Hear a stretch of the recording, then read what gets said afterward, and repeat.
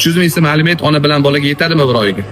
1,5 million 2 million olardim. Alimentni 3-oydan 300 mingdan olishni boshladi. Sababi shu pullarni bolamga bermaslik uchun o'z lavozimini qorovul qilib past oylik qilib olibdi. Bu narsalar qanchalik to'g'ri? Shu haqida ham gapiring deb so'rashibdi. Aslida bu ishni qilgan qo'shtirnoq ichidagi erkaklar siz bugundan erkak emasman deb bemalol aytsangiz ham bo'ladi. Mayli ayolingiz yomondir, lekin bola sizniki-yu, uni katta ehtimol bilan birov o'z bolasidek ko'rmaydi va qabul qilmaydi. Hech bo'lmasa bolangizga yeb ichishini ta'minlab, shu tomonlama ozroq mehr bering. Onani chetga surib turib, bolani o'ziga ketadigan rasxodchilar haqida ko'rsatib tushuntirib beraman. Misol qilib 40 kunlik bolam bir oyda o'rtacha 4 ta 5 ta banka kasha ichadi. Hazm qilishi yaxshi emasligi sabab kabritda echki sutli kashasidan olib beraman. Bu degani 2,5-3 million kashani o'ziga ketadi. Pampers oyiga 3 ta pachka. Bu ham 600 ming so'm. Shularni o'zi 3,5 million bo'ldi. Endigina boshladim. Yana gapiraveraymi? Haligi 300 ming so'm bolani nimasiga yetyapti tushunda? Hali ham bir bolani rasxodidan boshladim. Yana 2 ta bolamni qo'shganim yo'q. Boshqa narsalarni ham hisoblamadim. Mayli, siz arzonrog'idan berarsiz ham deylik, lekin 300 ming so'm nimaga yetadi? Bola agar bir marta shamollab qolsa, kamida tuzalguncha 1 million so'm ketadi. Bu ishlarni qilayotgan erkaklar va oilalar 300 ming so'mga o'zingiz ham bir yashab ko'ring. Ayolingizga achchiq qilaman deb ertaga nosog'lom, na ota mehrini ko'rgan katta ehtimol bilan qahri qattiq farzandni voyaga yetishiga sababchi bo'lasiz. Va bu dunyoda ham, u dunyoda ham bu ishlarga albatta javob berasiz.